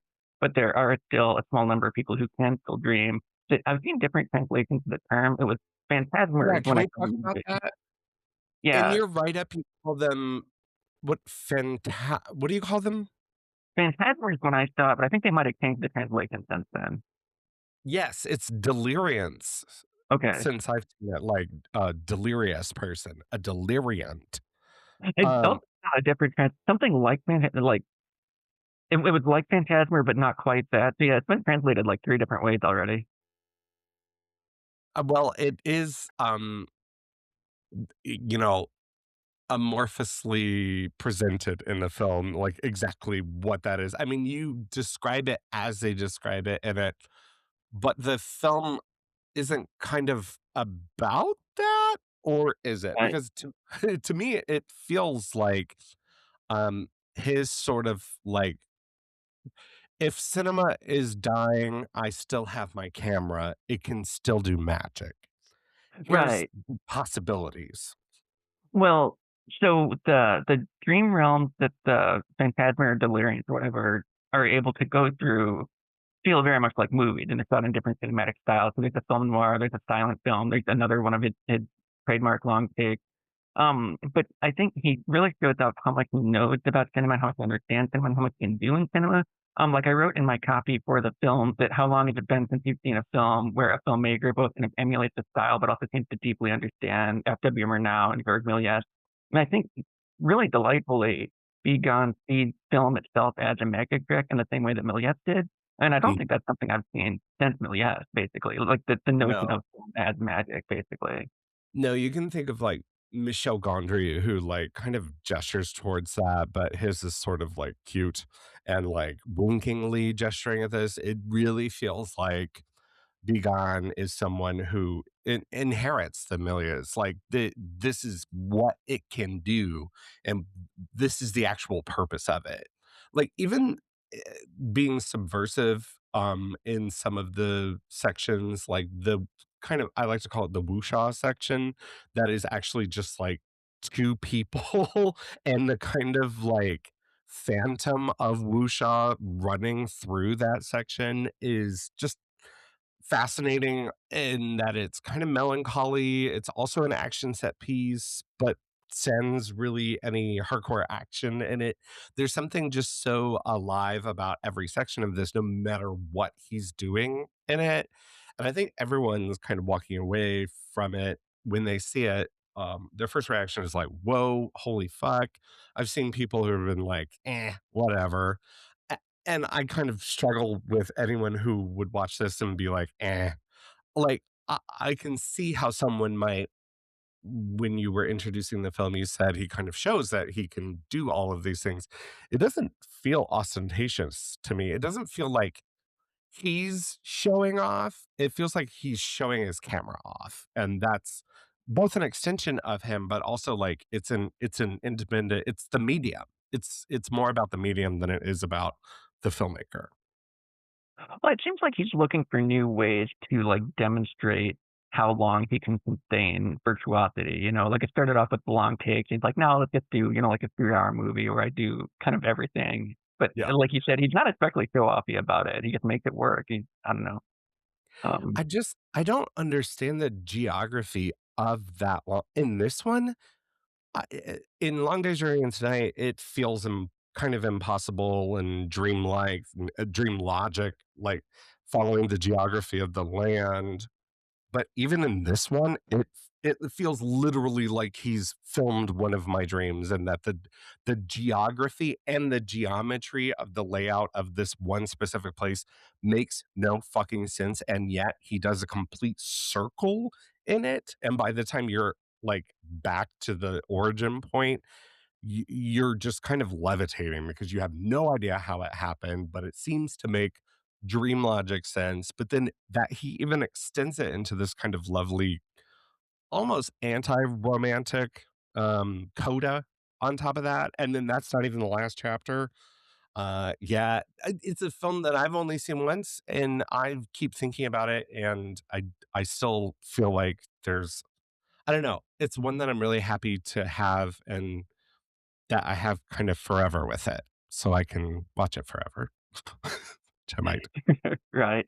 Well, that's sort of my thinking. When I was making my top 10 list, I sort of struggled. Like, I've got It Was Just an Accident down at number 8, which seems insulting. Like, It Was Just an Accident's a masterpiece. To have it at number 8 on my list, and it's not even that strong a year for films. So, like, it's hard for me to gauge, like, if I could put Resurrection above It Was Just an Accident. But if I'm being really honest, I'm gonna watch Resurrection probably, like, 20 times in my life, and I'll watch It Was Just an Accident, like, 1 more time, and I'll think about Resurrection for the rest of my life. I'll probably teach Resurrection at some point, and I'll see It Was Just an Accident 1 more time. So, like, it kinda depends on where you're putting like, I don't know, I wouldn't argue with somebody that said that It Was Just an Accident is the better film. I think on a lot of levels it is, but if Yeah. we're talking about me personally, it's Resurrection all the way. Yeah, I think I have Resurrection at 9, but to your point, like, it's if I were to look at my list and I were to tell someone right now, "Pay attention to this one," I'm pointing at number 9. Like, these lists are so stupid and make no sense ever. Right. So, yeah, I probably made a mistake on mine, and you did the right thing. Alright, do you wanna give us a final one? I've given you my list, we're gonna tack my list on the end of this episode. Give me one that I either haven't seen or didn't put in my list. Let's go with April, I guess. Dia Columbekashvili's new film. Speaking of long take, she's more of the slow cinema type, but she's the woman that made Beginning, which I think is the best debut feature I've seen probably since Pilot Blues, honestly. But yeah, so April is her second film. It was the Webster Film Series exclusive back in May and June because everybody made a lot of jokes about April playing in May and June. April and May and June. We did really badly with Sorry it. for Nobody, making that joke. yeah, a lot of people made. But yeah, uh, honestly, it's kind of a flop for us. Nobody came out and stuff. I think it's a brilliant film, and I was happy to have seen it. Um, but she's kind of a uncompromising young Georgian filmmaker whose first film, Beginning, was like a total day ruiner. Again, talking about, I guess, emphasis sucker for sustained virtuosity, but Beginning is one of those. And then April is about an abortion doctor in rural Georgia, where abortion is legal, but it's very frowned upon. But you kind of stay. Did you see it? I don't remember. No, I haven't seen April. I've seen Oh, Beginning, but not April. okay. Um, you stay alongside the abortion doctor, both if he's performing abortions, which happens at least twice in the movie. No, I think it's once, but there's a pretty grueling like stillbirth scene too. Um, and then also just like if he traverses her daily life and tries to interact with people, but then he frowned on in the community because of what she does. Um, I feel like on some, despite what I just said, it's not quite as tough a film as Beginning. Beginning was a really hard film to watch. And April has a couple of tough scenes, um, but it's not quite as Beginning is a Beginning is a day ruiner, but like how we were talking about with one battle after another, like you're sort of in awe of the filmmaking at the same time. And there's that scene where not to kind of derail it and talk about a different film, but there's a scene where the protagonist is just simply kind of like having a respite in the rocks, and watching the sunlight float across her face is so it's so levitating to see something like that, and to your point with the slow cinema of her cinema, but, where that falls in the sequence of events in the film, it kind of takes on different meaning too. right. Well, the kind of the pivotal scene in April is the abortion scene, which the camera is it's a one very long take, and the camera stays still and it's pointed at the patient's like torso. So you can kind of see her middle, and like the gory action, it's just barely out of the frame. But it seems like they are sort of doing the gory action because every now and then you'll see like a flick of a hand or something, and it's red. It's very stunning filmmaking. I don't know. I feel like it's hard to. Maybe I should have picked one that more people have seen because you haven't seen it and nobody came and stuff. That's the No. film series, and I'm No, having I your think, TV stuff. a lot of Well, people also, will listen to this and come away with a list of a couple things that they haven't seen, so and this is on well, it's not on this anything. It's right, just that's the everything. It's problem, lost in the Pete. ether. Yeah. We'll never be able to watch it. No, You're it's right. not. It's with Metrograph Pictures, and so it's Metrograph, like the movie theater in Manhattan, and they have the right. Well, we're showing like Pedestrian, in this month at the film theater. It's like we book it through them. Theoretically, I could still book it theatrically, but they're doing away with their distribution arm, and they do Yeah. have a streaming channel, but it's not on it for some reason. So both April and a good one from last year, which I was also a fan of, they just don't Huh. seem like you're anywhere right now. There's no physical media. There's no streaming, no nothing. I make them will turn up sooner or later, probably on Metrograph, like streaming um, channel, but not yet. Whether they had a deal with Kino to do, That was like, physical media. physical Yeah, releases, right? yeah, and they haven't been releasing them, or not those, Wait, so not yet. you're showing Possession? I hear there's a guest speaker for Possession. Yeah, some guy. I don't know him very well. Um, It's not wait, to clarify, it's not me, it's my husband. I mean, it's PhD candidate Victor Pundier. Sorry. I'll cut that out, maybe. I don't know. Hey, babe. Um, yes. Well, I do you wanna give us the 10? Do you like, wanna count down your 10? oh yeah. Yeah. Do you want it 1 to 10 or 10 to 1?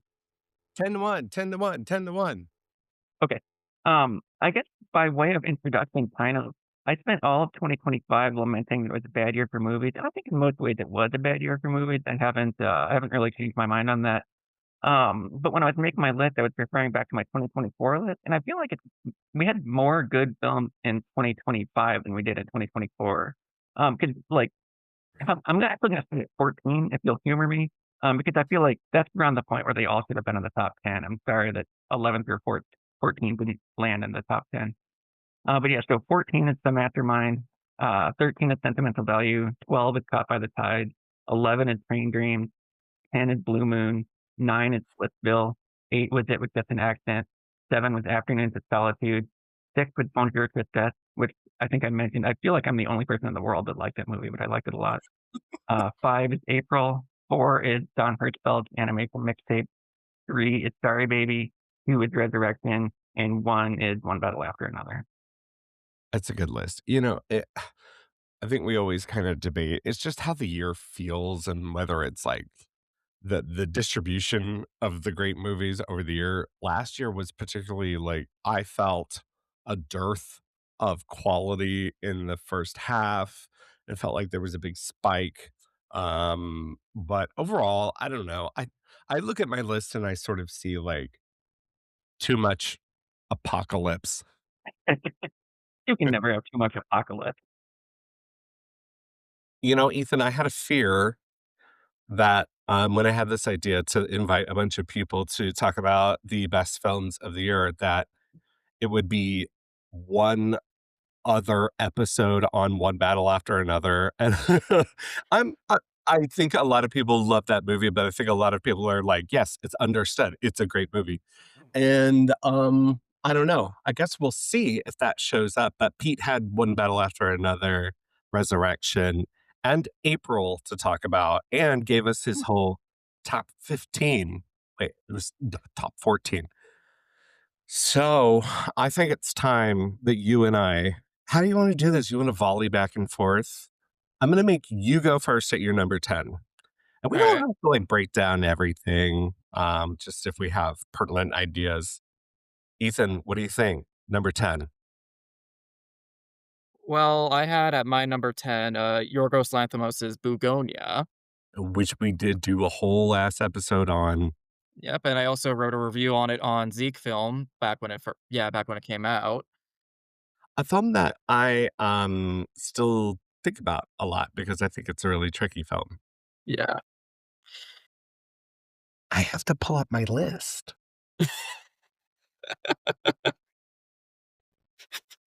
Should we take a pause or No.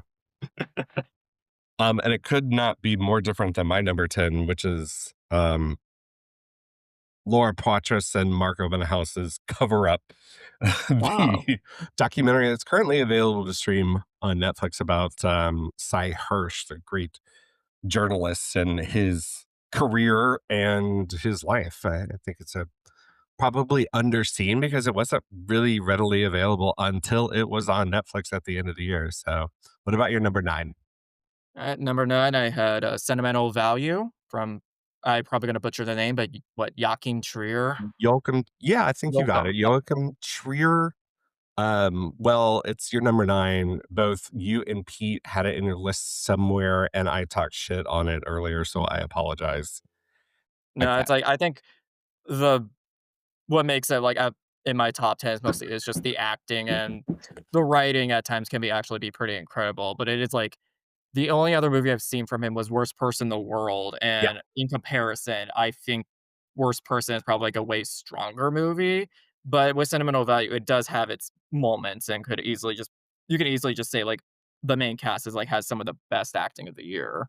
Yeah, I think I would agree with that. I think, more as I've kind of alluded to, it's on Trier with my problems with this one. Number 9, and this is a weird one because Pete and I just talked about it. It's Begon's Resurrection, a film that I think about a lot. I can't wait to see again. It's going to be playing another weekend at the Webster University Film Series. Depending on when you're listening to this, that would be January. Shit. Should What's be Friday? 9th, yeah, 9th through the 11th, right? Yeah, January 9th through the 11th, and there's 2 shows on that Sunday too, so, Yeah. if you're listening after, then you missed it. Um, no, I'm sure it'll be on Criterion Channel. What's your number 8?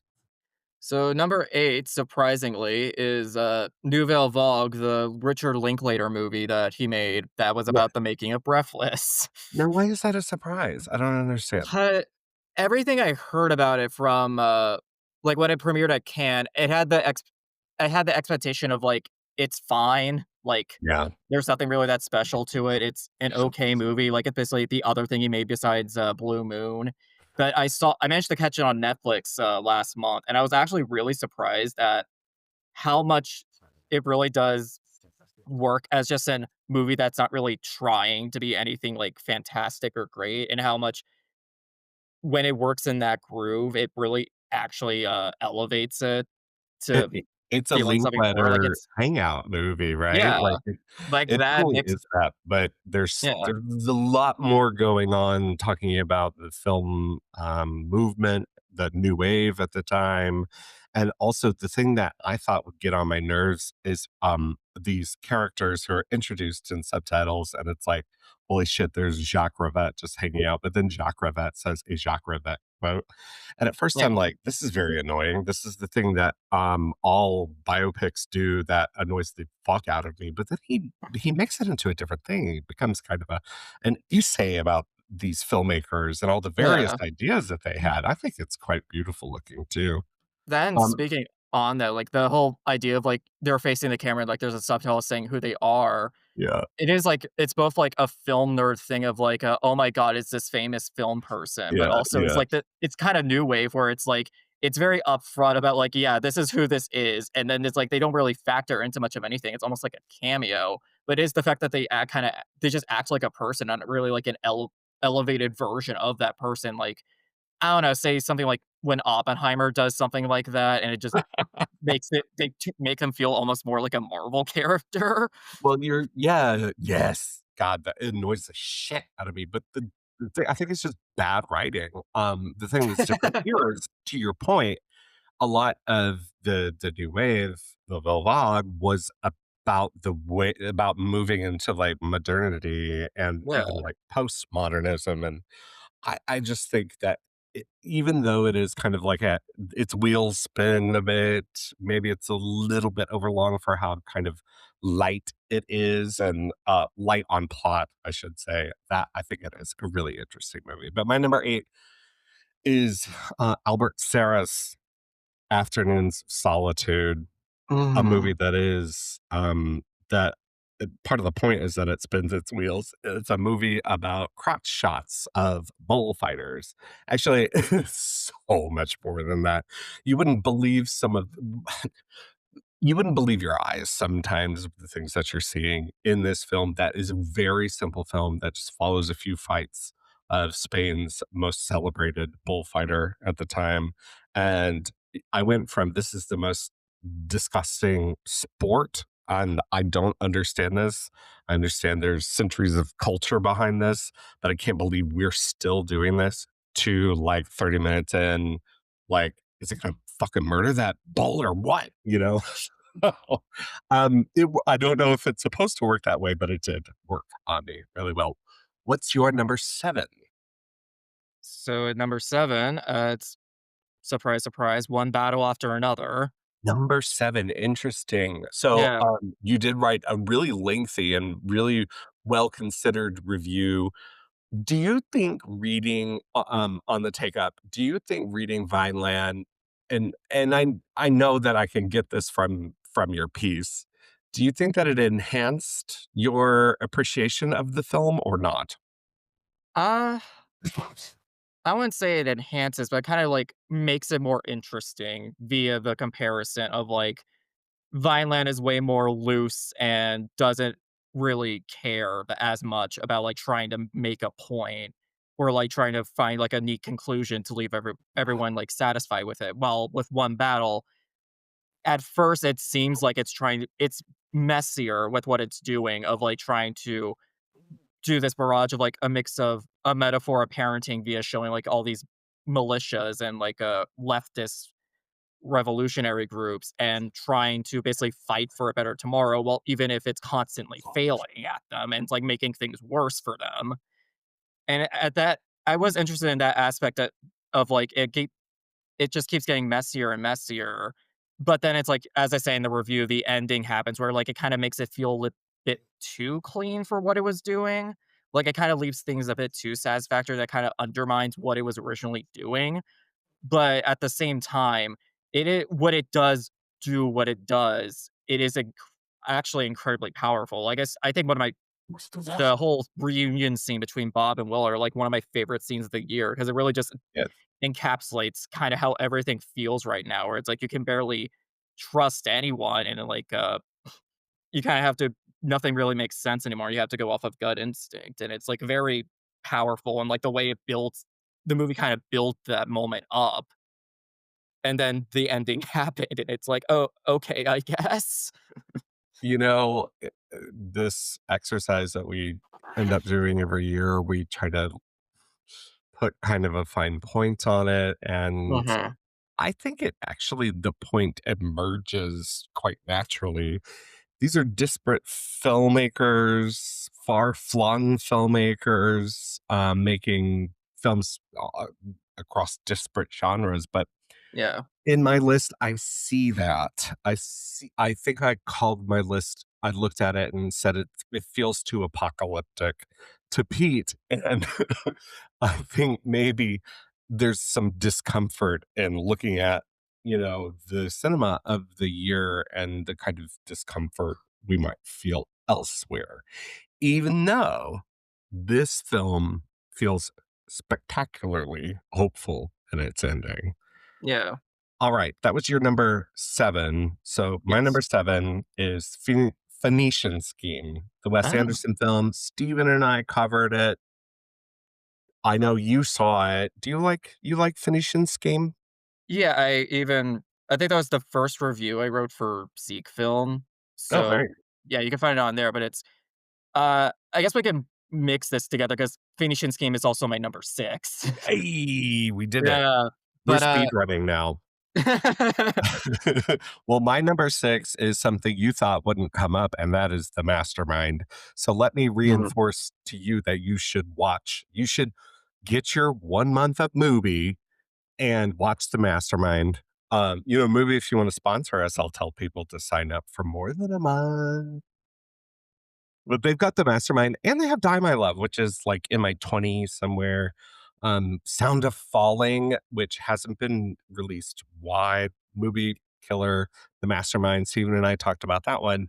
at length earlier in the episode. So I'm going to go to your number five.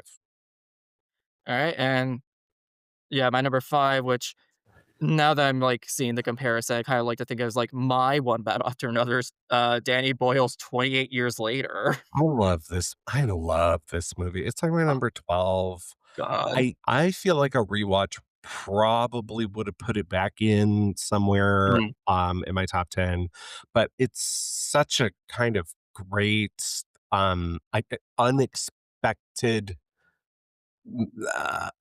coming of age Yeah. story and, an adventure story to whereas the first films definitely don't feel like that. It feels like he's really remixed the zombie genre once again.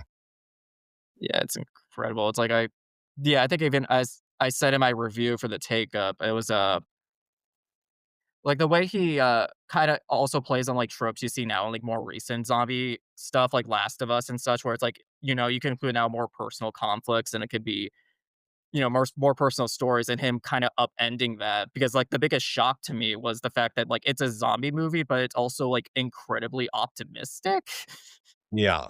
Like, Incredibly optimistic, but I did cry buckets of tears. oh, yeah. No, it's like it's morbid as hell, but at the same time, it is, like, the implication of, like, the ending where it's, like, it is possible to, like, not really move on from it, but at least, like, adapt to it and, like, just not let it destroy you like it did, like, most of the people with it in the, most of the other people in the movie because they happened Mhm. to, live in the before times and had know that, like, this isn't what it's supposed to be, but it's, like, it's possible to adapt to this and, like, find the beauty in the world, even if it is still just as cruel and, mean as it usually is.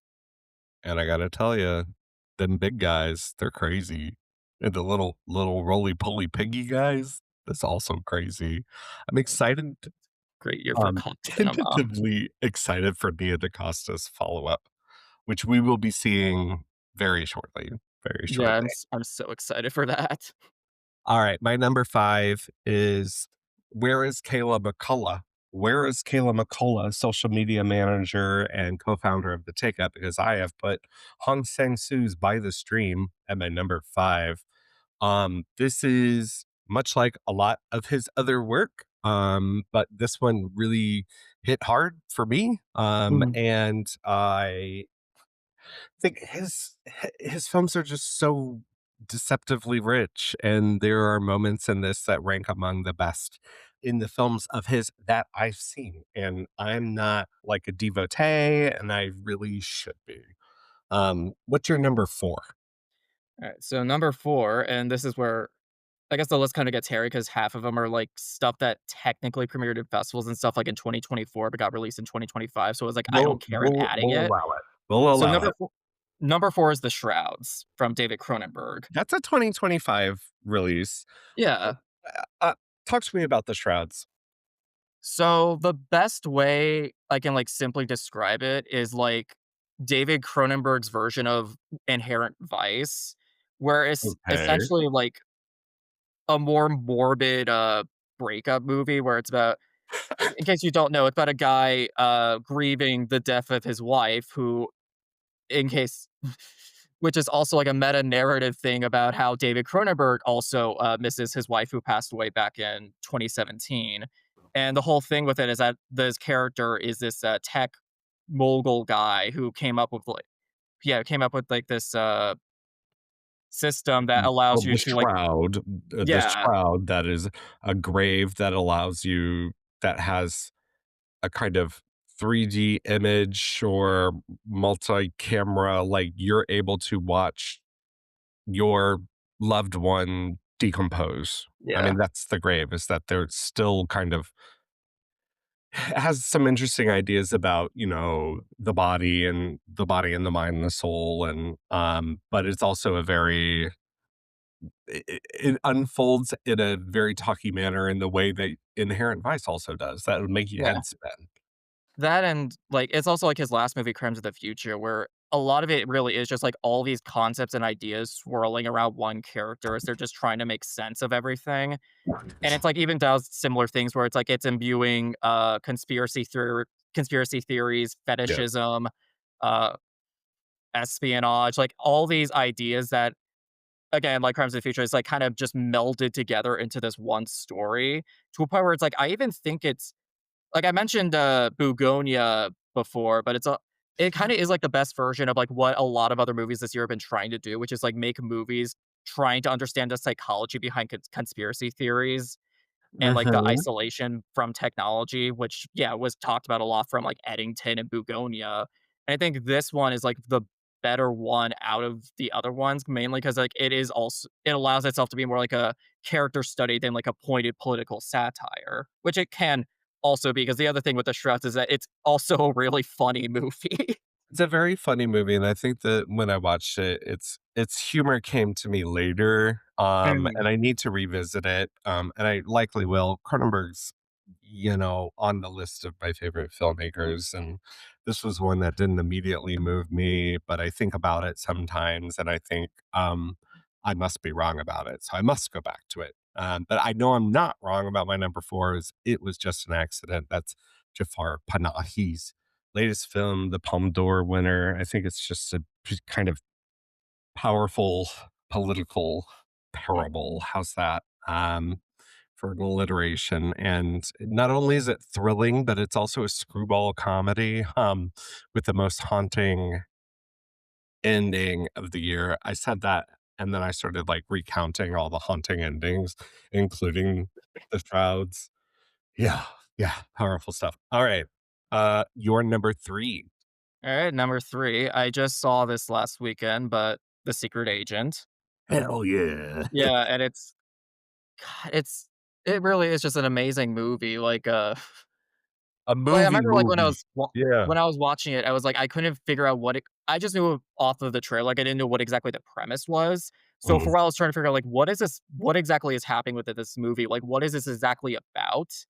And it doesn't really for me, it didn't really click until, like, more than halfway through, but even then, it was like I was completely invested, because like, the only thing I could compare it to is, like, almost like Once Upon a Time in Hollywood, where it's more like a snapshot of a city and culture at a certain point of time, I think that's a like, that's great using, like, its comparison. characters to as, like, a way to, show off it, I guess, except yeah, I think it's, like, it does more interesting things with it, because it very much goes more into, like, the political aspects of the era rather than just, like, pure nostalgia, which, I mean, is also there, because there's a whole thing about, like, everyone being obsessed with Jaws and The Omen, and it is, like, very much more interested in the idea of film, being, like, almost serving as, like, some sort of, like, archive of, like, a certain, history, I guess, Yeah, and then also variations of yeah. storytelling, the medium being messages and I don't know, I think it's an endlessly fascinating film. I'm not sure that we did a full episode on it, you can find it in the feed. I'm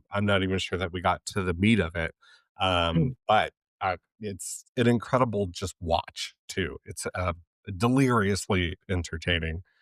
I'm gonna another episode we did is Misericordia, that's my number 3.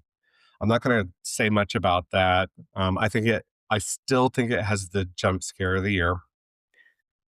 Anyway, number 2 of mine is The Secret Agent.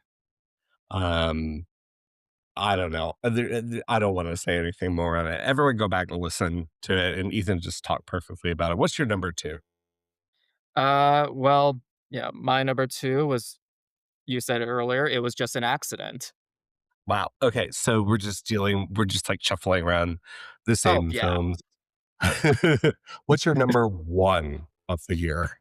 So this one, also technically came out last year, even, like, won an Oscar, won, like, the 2024 Oscars, and I caught this, at the Webster Film Series, it was the one of the only theaters that was willing to show it in the States, and that is No Other Land. Very cool. Very cool, No Other Land. Yeah. There are films that are swimming in, like, the very urgent matter of, the genocide and the Holocaust that's happening in Palestine, but No Other Land is so powerfully Yeah. done, but There are other films. Another film that I just want to mention that's like just outside my top 10 is Put Your Soul in Your Hand and Walk, which is also another Webster University film series. Gambit that really paid off. It did really great numbers there, and I hope that's one a lot of people see that makes it a like hyper personal story compared to Northern Land. But I Yeah. love that. My number one's One Battle After Another. There's it's kind of nothing else in that echelon for me. It's a film I have difficulty explaining why I love it so much, but plenty of other people have, and plenty of other people feel the same way. 2026, haven't seen a single new release yet. Fresh baby, but I have watched a lot of wuxia. And, if we were to consider uh anything kind of carrying over, we only got one preview screening of Begon's Resurrection in St. Louis, but there was a whole weekend last weekend and a weekend coming up. Andrew caught the film last weekend. That means our next episode is about Begon's Resurrection. That'll be our least listened to episode ever, unless you motherfuckers go out and see something. That includes you, Ethan. Have you seen it yet? I'm planning to this weekend. Okay, so we will be celebrating Begon and his magical cinema next week on the Take Up. And I'll just thank you, everyone. Thank you, Ethan, for coming on. Ethan, where can people find you? Let's see. You can find me, look my name up. You could probably find me on the Take Up. You'll find me on Zeke Film. My username on Instagram is DocSportello3. And on Letterbox, my handle there is Ethan360. Very cool. And you can find all of us at the Take Up STL online at the take-up.com. And until our next episode, I'm going to thank Ethan for editing and helping produce the show, Kayla McCullough for social media management, and our theme music by AMP. And until next time, oh yeah, all right, take it easy, baby. They last all night. We're American girls.